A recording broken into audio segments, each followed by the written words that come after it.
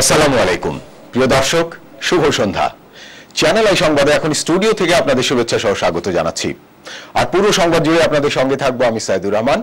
আশা করছি আপনারা আমাদের সঙ্গে থাকবেন। এখন সবার আগে শুনুন যথারীতি সিটিসেল সংবাদ শিরোনাম। জনগুরুত্বপূর্ণ বিবেচনায় শেখ হাসিনা রিট আবেদনের রায়ের স্থগিতাদেশ চেয়ে দ্রুত শুনানি চায় সরকার। আপিল বিভাগে শুনানি মঙ্গলবার।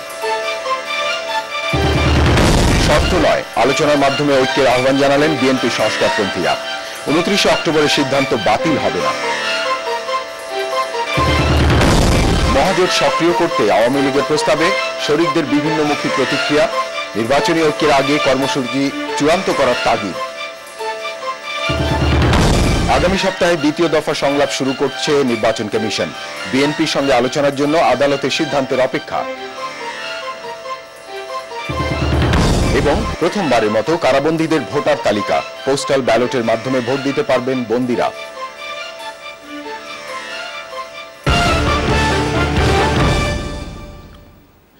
ধন্যবাদ প্রিয় দর্শক আমাদের সাথে যোগ দেওয়ার জন্য। এতক্ষণ সংবাদ শিরোনাম শুনলেন, চলুন যাওয়া যাক পুরো সংবাদে। জনগুরুত্বপূর্ণ বিবেচনায় শেখ হাসিনার চাঁদাবাজি মামলা বাতিল করে হাইকোর্টের রায়ে স্থগিতাদেশ চেয়ে আপিল আবেদনের দ্রুত শুনানি চায় সরকার। ভারপ্রাপ্ত প্রধান বিচারপতি মোহাম্মদ ফজলুল করিমের নেতৃত্বে আপিল বিভাগের 6 সদস্যের বেঞ্চে আবেদনটি আজ উপস্থাপিত হয়েছে। শুনানির তারিখ ঠিক হয়েছে মঙ্গলবার। মাহমুদুল করিমের রিপোর্ট দেখুন। সাবেক প্রধানমন্ত্রী শেখ হাসিনার বিরুদ্ধে আজম জে চৌধুরীর মামলা বাতিল ও মামলাটি জরুরি বিধিতে অন্তর্ভুক্তি অবৈধ ঘোষণা করে বুধবার রায় দেয় হাইকোর্ট। ওই দিনই সুপ্রিম কোর্টে আপিল করে সরকার। শেখ হাসিনার পক্ষে বৃহস্পতিবার সময়ের আবেদন জানানো হলে রোববার শুনানির দিন ধার্য করেছিল আদালত। সকাল 9টা 20 সরকারের আবেদনটি উপস্থাপিত হলে বক্তব্য রাখেন অ্যাটর্নি জেনারেল ফিদা এম কামাল। জনগুরুত্বপূর্ণ আখ্যা দিয়ে দ্রুত শুনানির আবেদন জানান তিনি। এ সময় শেখ হাসিনার প্রধান আইনজীবী ব্যারিস্টার রফিকুল হক সরকারের আবেদনে প্রয়োজনীয় কাগজপত্র না থাকায় শুনানিতে আপত্তি জানান। ডিভিশনের রুলস ফ্রেম যে করা হয়েছে সেই মতো যদি কোনো আপিল ফাইল না করা হয় তাহলে court cannot entertain the leave petition. সেই গ্রাউন্ড বলার পরে আদালত দেখলো যে ঠিকই এটা অ্যাকর্ডিং টু রুলস হয় নাই, সেই জন্য এটা শুনানি মুলতবি ঘোষণা করেছেন আগামী 12 তারিখ পর্যন্ত। যে যে কাগজের কথা বলছিলেন না ওনাদেরই কাগজ, এগুলো সব দাখিল করেছি এবং 9টার মধ্যেই দাখিল করে দিয়েছিলাম। এবং আমি বলেছিলাম যে 11:30 যদি শুনানি করতে চান আমি রেডি আছি। তারপরেও তারা বলল যে না, এটা আমরা আজকে শুনানি করব না। এক পর্যায়ে অ্যাটর্নি জেনারেল শুনানির জন্য বারবার অনুরোধ জানালে আদালত নিজস্ব মর্যাদার কথা উল্লেখ করে। জুডিশিয়াল ডিসিশন মেকিং প্রসেসে স্বচ্ছতা থাকা উচিত এবং জোরজবরদস্তি করা উচিত না। অ্যাটর্নি জেনারেল সাহেব যে ইনসিস্ট করছিলেন বারবার, সেই জন্য আদালতের ডিগনিটা বলতে আমরা মেন করি যে আদালত নিজে যে রুলস ফ্রেম করেছেন সেই রুলস অনুযায়ী আদালত চলবে। আমার আপনার বা অ্যাটর্নি জেনারেলের বা আদার সাইডের লয়ারের উপর নির্ভর করে আদালত চলবে না। শেখ হাসিনার আইনজীবীরা বলছেন আজম জে চৌধুরীর মামলা হাইকোর্টে বাতিল হওয়ায় নিম্ন আদালত পরিবর্তনের যে আবেদন তারা জানিয়েছিলেন তার আর কোনো প্রয়োজন নেই। মাহমুদুল করিম, চ্যানেল আই, ঢাকা। এদিকে শেখ হাসিনার বিরুদ্ধে আজম জে চৌধুরীর দায়ের করা চাঁদাবাজি মামলার কার্যক্রম স্থগিত করা হয়েছে। হাইকোর্ট মামলাটি বাতিল করায় শেখ হাসিনা আইনজীবীদের আবেদনের পরিপ্রেক্ষিতে ঢাকা মহানগর দায়রা জজ মোহাম্মদ আজিজুল হক এ সংক্রান্ত আদেশ দেন। আগামীকাল এই মামলার শুনানি হওয়ার কথা ছিল। বিএনপি সংস্কারপন্থীরা সাফ জানিয়ে দিয়েছে শর্ত দিয়ে দলে কোনো ঐক্য হবে না। গত বছরের 29 অক্টোবর যে বৈঠকে ভারপ্রাপ্ত চেয়ারম্যান এবং মহাসচিবের দায়িত্ব দেওয়া হয় সেই বৈঠকের কোনো সিদ্ধান্ত বাতিল করে ওই আলোচনায় বসবেন না বলেও জানিয়েছেন ভারপ্রাপ্ত চেয়ারম্যান এম সাইফুর রহমান। দেখুন দেবাশিস রয়ের রিপোর্ট। দলীয় ঐক্য নিয়ে বিভিন্নমুখী জল্পনা কল্পনার মধ্যেই গুলশানে সাইফুর রহমানের জালালাবাদ হাউজে বৈঠকে বসলেন বিএনপির সংস্কারপন্থীরা। যোগ দেন স্থায়ী কমিটির সদস্য আব্দুল মান্নান ভুইয়া, অস্থায়ী মহাসচিব অবসরপ্রাপ্ত মেজর হাফিজউদ্দিন আহমদ এবং বিএনপি চেয়ারপারসনের 3 উপদেষ্টা ছাড়াও 42 জন সাবেক এমপি। আলোচনা হয় দলীয় ঐক্য, নির্বাচন এবং সংস্কার প্রসঙ্গে। ঐক্যের জন্য খালেদা জিয়া মনোনীত মহাসচিব খন্দকার দেলোয়ার হোসেন 29 অক্টোবরের সকল সিদ্ধান্ত বাতিল করতে বললেও বৈঠক শেষে সংস্কারপন্থীরা জানিয়ে দিলেন তা হবে না। নেত্রীর মেসেজকেই বিশ্বাস করে না, তো তার সঙ্গে কি ঐক্য হতে হয়? আর তার সঙ্গে রিজভি বলে একটা চুকরা আছে, ওই এখানে অস্ট্রেলিয়া আসিয়া দেড় ঘন্টা এখানে বসা ছিল, সে বলে যে আমি ওরা বাড়িতে যাই। এইরকম যদি ডাহা মিথ্যা হয় তাহলে কিভাবে কথা বলতে পারি? আপনারা কি করবেন? ওনারা তো 29 তারিখের সিদ্ধান্ত বাতিল করতে বলছেন। আমরা বাতিল করবো না, সত্য প্রত্যাহার যদি করে তাহলে আমরা আলোচনা করব। তবে ঐক্যবদ্ধভাবেই আগামী নির্বাচনে অংশ নেওয়ার কথা জানালেন অস্থায়ী মহাসচিব। সংস্কার প্রস্তাব বাস্তবায়নের ঘোষণাও দেন তিনি। আমরা শেষ মুহূর্ত পর্যন্ত চেষ্টা করে যাব বিএনপিকে ঐক্যবদ্ধ রাখার জন্য। চেয়ারপারসন যেই বার্তা আমাদেরকে দিয়েছেন সেটি পালন করার জন্য আমরা সবসময় প্রস্তুত আছি। আগামী দিনে বিএনপি আবার গণরায় নিয়ে জনগণকে সেবা করার মতো অবস্থানে যাবে, এটি জন্য আমরা প্রয়োজনীয় সকল প্রস্তুতি নেব। জাতীয় সংসদ নির্বাচন এবং অন্যান্য সকল নির্বাচনে বিএনপি দেশের বৃহত্তম দল হিসাবে অংশগ্রহণ করবে। বৈঠক থেকে সাবেক সংসদ সদস্যদের নিজ এলাকায় দল গুছিয়ে নির্বাচনী কাজ শুরুর পরামর্শ দেওয়া হয়েছে। দেবাশিস রয়, চ্যানেল আই, ঢাকা। আওয়ামী লীগ নির্বাচনকে সামনে রেখে মহাজোটকে আবারও সক্রিয় করার প্রস্তাব দেওয়ার পর বিভিন্ন দলের টানাপোড়েন শুরু হয়েছে। বাতিল হয়ে যাওয়া নির্বাচনের আগে গড়ে ওঠা মহাজোটের অন্যতম শরিক জাতীয় পার্টির প্রধান নেতারা এ প্রস্তাবে সাড়া দেওয়ার ক্ষেত্রে বিভক্ত। ওদিকে শুধু নির্বাচনের জন্য কোনো জোটে না যাওয়ার কথা বলেছে বিকল্পধারা এবং জাসদ। ফারুক হোসেনের রিপোর্ট। 2007 সালের 22 জানুয়ারির বাতিল হয়ে যাওয়া নির্বাচনের আগে আওয়ামী লীগের নেতৃত্বে গড়ে ওঠে মহাজোট। আবারও জোটবদ্ধ নির্বাচনের ঘোষণাই দিয়েছে আওয়ামী লীগ। তবে শরিক এরশাদের জাতীয় পার্টির একটি অংশ বলছে 1/11-এর পর তাদের দৃষ্টিভঙ্গির পরিবর্তন হয়েছে। তখন একটা নির্বাচনকে নিয়ে আমরা সামনে নিয়ে একটা জোট করেছিলাম। ভবিষ্যতে আমরা কিভাবে দেশকে চালাতে চাই, কিভাবে রাজনৈতিক প্রতিষ্ঠানগুলোকে আমরা শক্তিশালী করতে চাই, সেগুলোর মাধ্যমে সেখানে যদি আমরা ঐক্যমত সৃষ্টি করতে পারি, সেই ঐক্যমতের ভিত্তিতে নিশ্চয়ই জোট হতে পারে। ঐক্যমত্য অন ইস্যুস, যে আমি কিভাবে দেশ পরিচালনা করব। কারণ আমি ওই নির্বাচন চাই না যে নির্বাচন একটা ইজারার নির্বাচন হয়, যে 5 বছরের জন্য আমি ইজারা নিয়ে নিলাম, এখন আমি দেশকে লুণ্ঠন করব। তার দলের মহাসচিব বললেন অন্য কথা। যেহেতু আমরা মহাঐক্যজোটে ছিলাম এবং জোট ভেঙেও যায় নাই, সুতরাং এই বিষয়ে নতুন করে কথা বলার কোনো অবকাশ আছে কি? এটা নিজস্ব দৃষ্টিভঙ্গি থেকে তো আমরা অনেক কথাই বলি। দলীয় সিদ্ধান্ত হলো চূড়ান্ত এবং সেটা চেয়ারম্যান পল্লীবন্ধু হোসেন মোহাম্মদ এরশাদ তিনিই বলবেন। মহাজোট নিয়ে নতুন করে ভাবছে জাসদ ও বিভক্ত এলডিপির অংশ বিকল্পধারাও। এই মুহূর্তে মহাজোটের আমি মনে করি টু আর্লি, এটা এখন ঠিক সময় না।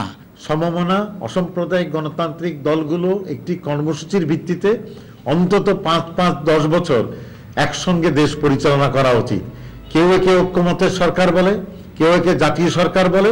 মূলত এর দায়িত্বটা হচ্ছে একটি সমঝোতার সরকার, কর্মসূচি বাস্তবায়নের সরকার। মহাজোটের এই শরিকরা মনে করে সরকারের কর্মসূচি কি হবে তা চূড়ান্ত না হওয়ার আগে আরেকটি নির্বাচনী জোট হওয়ার সম্ভাবনা কম। Faruk Hossain, Channel i, Dhaka. নির্বাচনে আইন সংস্কার নিয়ে আগামী সপ্তাহে রাজনৈতিক দলগুলোর সঙ্গে দ্বিতীয় দফা সংলাপ শুরু করবে নির্বাচন কমিশন।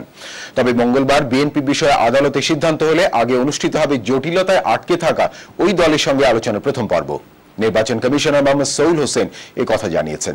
শারমিন আজাদের রিপোর্ট। রাজনৈতিক দলের সঙ্গে পুনর্গঠিত নির্বাচন কমিশন সংলাপ শুরু করে গত বছরের 12 সেপ্টেম্বর। 16টি দলের সঙ্গে আলোচনা হলেও আইনি জটিলতায় এখনো বসতে পারেনি বিএনপির সঙ্গে।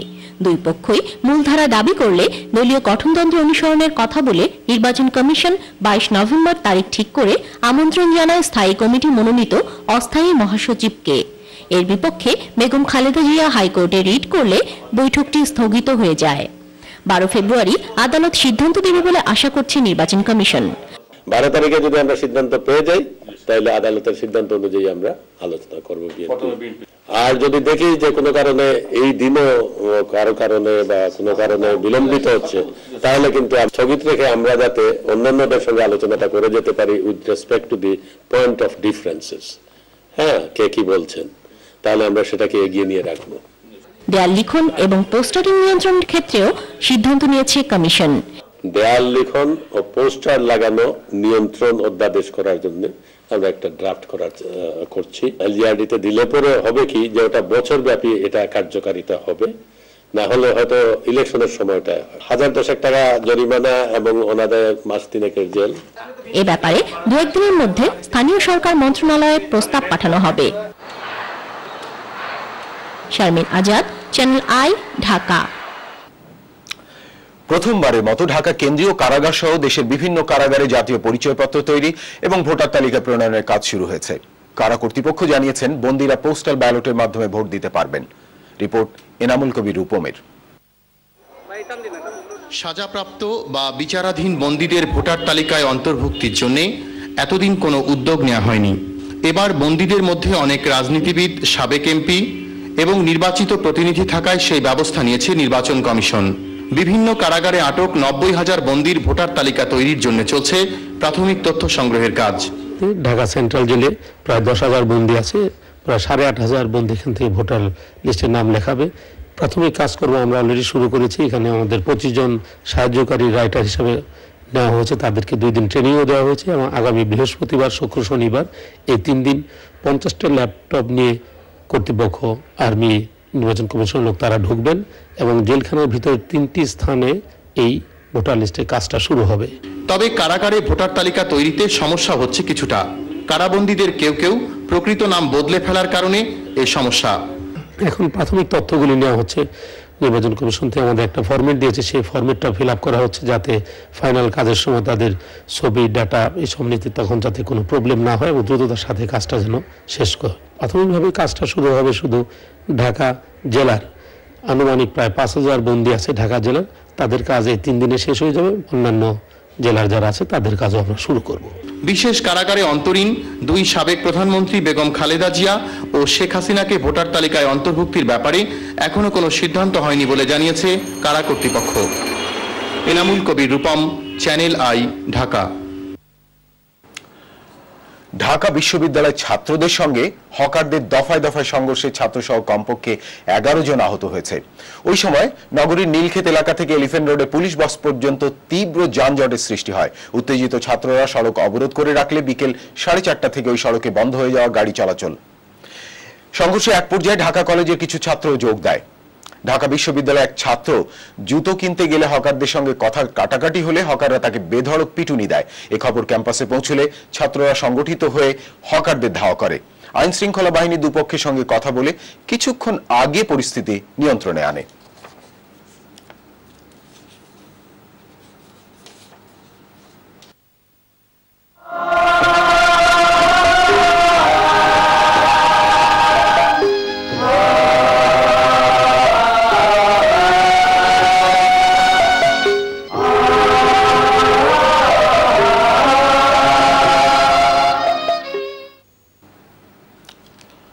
1952-এর এই সময় নানা কর্মসূচির মধ্য দিয়ে তীব্রতর হচ্ছিল বাংলাকে রাষ্ট্রভাষা করার আন্দোলন। এরই মধ্যে বাংলাকে অন্যতম রাষ্ট্রভাষা করার দাবিতে বিশ্ববিদ্যালয়ে রাষ্ট্রভাষা সংগ্রাম কমিটির পক্ষ থেকে 21শে ফেব্রুয়ারি দেশব্যাপী হরতাল, ছাত্র ধর্মঘট, সভা সমাবেশ ও আইন পরিষদ ঘেরাও কর্মসূচি ঘোষণা করা হয়। আন্দোলন দমন করতে মিথ্যা অজুহাত তুলে ওই তারিখে 144 ধারা জারি করে সরকার। এদিন পূর্ববঙ্গ আইন পরিষদের বাজেট অধিবেশন শুরু হওয়ার কথা ছিল। ভাষা সৈনিক হাসান ইকবালের খেদ 21-এর চেতনা ছিল একটি সুন্দর এবং আদর্শ রাষ্ট্র, কিন্তু ঠিক সেরকম হয়ে ওঠেনি বাংলাদেশ। রাষ্ট্রের নানা অর্জন আছে ঠিকই, তবে তা পর্যাপ্ত নয়। ভাষার মাসে ভাষা সৈনিকদের নিয়ে ধারাবাহিক প্রতিবেদনের 10ম পর্ব, জানাচ্ছেন তারিকুল ইসলাম মাসুম। চট্টগ্রামে তমুদ্দুন মজলিস সংগঠিত করে ঢাকায় এসে ভাষা আন্দোলনে ঝাঁপিয়ে পড়েন ভাষা সৈনিক হাসান ইকবাল। ছিলেন তমুদ্দুন মজলিসের ভাষা আন্দোলনের মুখপাত্র, সৈনিকের সাংবাদিক, পরে সম্পাদক। তবে ইকবাল নয়, তার আসল নাম শামসুল হক। কিন্তু শামসুল হক নামের একাধিক লেখক থাকায় পরিচিত হন হাসান ইকবাল নামে। জন্ম 1930 সালের 28শে ফেব্রুয়ারি ফেনীর মন্দিয়া গ্রামে। ঢাকা বিশ্ববিদ্যালয়ের বাংলা বিভাগে ভর্তি 1950 সালে। ভাষা আন্দোলনে জড়িয়ে পড়ায় বিশ্ববিদ্যালয়ের নয়, জগন্নাথ কলেজের স্নাতক। 2006 সালে অবসর গ্রহণ দৈনিক ইত্তেফাকের অ্যাসিস্ট্যান্ট এডিটর হিসেবে। বয়সের ভারে এখন আর স্পষ্ট কথা বলতে পারেন না। বাংলা রাষ্ট্রভাষা হবে বা রাষ্ট্রভাষার জন্য যে আন্দোলন করতেছে আমরা, এটা প্রথম দিকে এই অনুভূতি আমাদের ছিল না। এটা ক্রমে হয়, তো রাষ্ট্রভাষা ক্রমান্বয়ে বেগ পেতে থাকে, বড় আকার ধারণ করে এবং শেষ পর্যন্ত দাবি উঠেছে বাংলা ভাষার রাষ্ট্রভাষা পেলাম, রাষ্ট্র পেলাম, সুন্দর একটা আদর্শ রাষ্ট্র হবে, সেটা আমাদের ছিল আর কি। সেটা খেয়েছেন? না, সেটা হয় নাই আর কি। ঠিক সেই ইয়েতে গড়ে উঠে নাই আর কি। তাকে তাড়িয়ে বেড়ায় ২১-এর চেতনার বাস্তবায়ন না হওয়ার আক্ষেপ। সে ধরনের রাষ্ট্র হওয়ার সম্ভাবনা অত জোরদার নয়। ওই সময় নেতারা বা কর্মীরা যে ধরনের রাষ্ট্র চেয়েছে, যে ধরনের রাষ্ট্রের সেই ধরনের এখন যারা রাষ্ট্র পরিচালনা করতেছে, রাষ্ট্র করতেছে, তারা সেই ধরনের ব্যাপার তারা করতেছে না, ফলো করতেছে না। ফলো করতেছে না। স্বাধীন দেশের অর্জন নিয়ে পুরোপুরি তৃপ্ত নন এই ভাষা সৈনিক। আমাদের সম্পূর্ণ ব্যর্থ হয়েছে তাও নয়, আমাদের অর্জনও আছে, অর্জনও আছে, তবে পরিমাণ মতো নয় আর কি।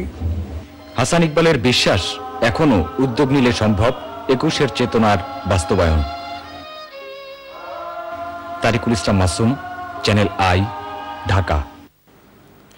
প্রিয় দর্শক, এবার ন্যাশনাল পলিমার পিভিসি পাইপ কৃষি সংবাদ।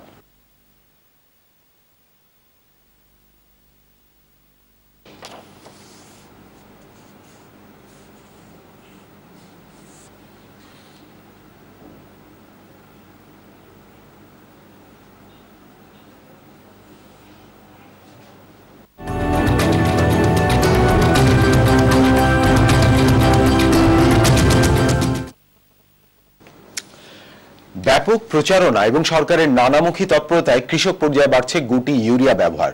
তবে কোন কোন সবজি প্রধান এলাকার কৃষকরা বাধ্যতামূলকভাবে গুটি ইউরিয়া কিনে শিকার হচ্ছেন বিড়ম্বনার।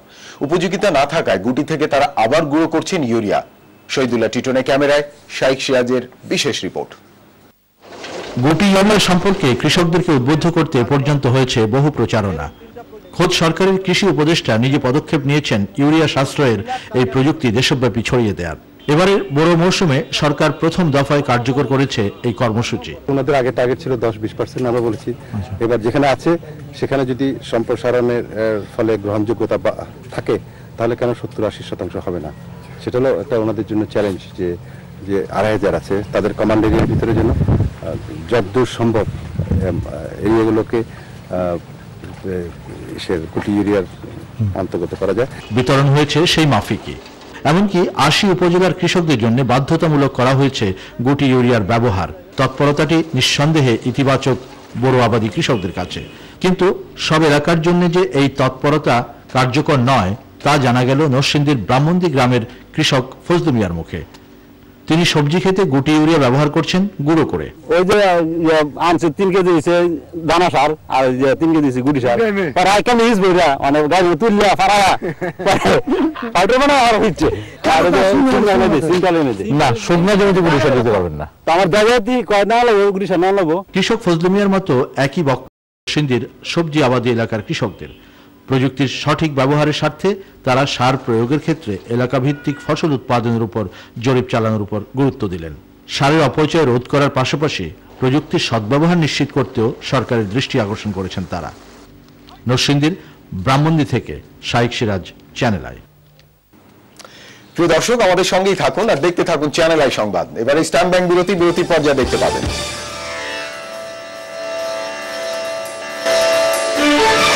চাল রপ্তানি বন্ধের সিদ্ধান্ত নিলেও সরকারিভাবে আমদানি করতে পারবে বাংলাদেশ। দ্রুত স্থিতিশীল বাজারও আশা করছে সরকার।